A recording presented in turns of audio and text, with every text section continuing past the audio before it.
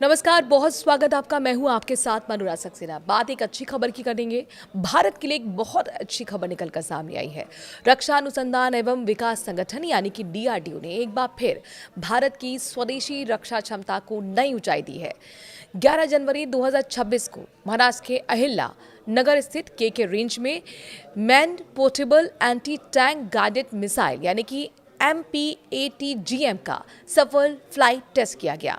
ये परीक्षण खास इसलिए महत्वपूर्ण है क्योंकि मिसाइल ने टॉप अटैक मोड में एक चलाते हुए टारगेट मूविंग टैंक की नकल करने वाले थर्मल टारगेट को पूरी सटीकता से नष्ट कर दिया। ये तीसरी पीढ़ी की फायर एंड फॉरगेट तकनीक वाली मिसाइल है। इसका सबसे बड़ा फायदा यह है कि सैनिक ने मिसाइल छोड़ते ही अपना काम खत्म, मिसाइल खुद ही लक्ष्य को लॉक करके उसका पीछा करती है और हमला करती है। सैनिक को मिसाइल को लगातार गाइड करने की जरूरत नहीं पड़ती, जिससे वो सुरक्षित स्थान पर रहकर भी प्रभावी हमला कर सकता है। MPATGM की सबसे खास बात इसका टॉप अटैक मोड है।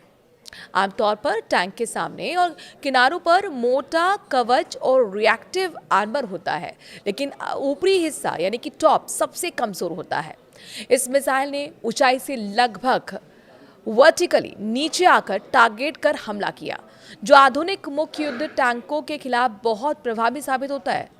टेस्ट के दौरान मिसाइल ने आसमान में एक सुंदर चाप बनाया और फिर तेजी से नीचे उतरकर टारगेट को भारी विस्फोट के साथ नष्ट कर दिया। इस मिसाइल में कई अत्याधुनिक स्वदेशी तकनीकें लगी हुई हैं। इसमें इमेजिंग इंफ्रारेड होमिंग सीकर है, जो दिन रात दोनों समय काम करता है। थर्मल इमेजिंग की मदद से ये टारगेट को आसानी से पहचान लेता है। टैंगम वॉरहेड 2 चरणों में काम करता है। पहला हिस्सा टैंक के रिएक्टिव आर्मर को तोड़ता है और दूसरा मुख्य बॉडी में घुसकर भारी नुकसान पहुंचाता है। इसके अलावा मिसाइल में all electric control system, high performance sighting system और शक्तिशाली प्रोफेशनल सिस्टम लगे हुए हैं, जो इसे तेज, सटीक और दूर तक मार करने में सक्षम बनाता है। पूरा सिस्टम इतना हल्का है कि एक जवान इसे कंधे पर आसानी से उठाकर ले जा सकता है। इसे ट्राइपॉड स्टैंड से या फिर सैन्य वाहन से भी लॉन्च किया जा सकता है। ये मिसाइल पूरी तरह से स्वदेशी है। डीआरडीओ की नई लेबोरेटरीज में इसमें एक बड़ा योगदान देखने को मिला है। रिसर्च सेंटर इमरत यानी कि RCI हैदराबाद ने सीकर और साथ ही गाइडेंस सिस्टम बनाया। टॉर्बिडल बैलिस्टिक रिसर्च लेबोरेटरी यानी कि TBRL चंडीगढ़ ने वॉरहेड की जांच की। High energy materials research laboratory Pune ने विस्फोटक सामग्री बनाई और instrument research and development establishment Dehradun ने साइटिंग सिस्टम तैयार किया। उत्पादन में भारत डायनेमिक्स लिमिटेड और साथ ही भारत इलेक्ट्रॉनिक्स लिमिटेड पार्टनर हैं। टेस्ट में इस्तेमाल किया गया थर्मल टारगेट सिस्टम जोधपुर की डिफेंस लेबोरेटरी ने बनाया था। रक्षा मंत्री राजनाथ सिंह ने डीआरडीओ और इंडस्ट्रीज पार्टनर्स और पूरी टीम को बधाई दी है। उन्होंने कहा कि आत्मनिर्भर भारत की दिशा में बहुत बड़ा कदम है।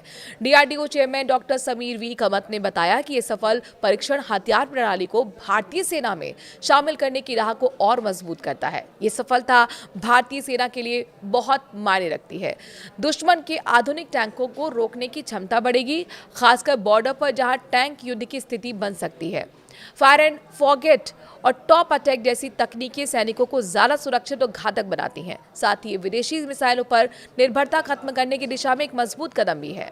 जल्दी MPATGM भारतीय सेना में शामिल होकर देश की रक्षा को और मजबूत बनाने में अहम भूमिका निभाएगा। ये परीक्षण डीआरडीओ की लगातार बढ़ती तकनीकी क्षमता और आत्मनिर्भरता के संकल्प का जीता जागता प्रमाण है। आप इस उपलब्धि पर क्या कहना चाहेंगे? कमेंट के जरिए जरूर बताइए।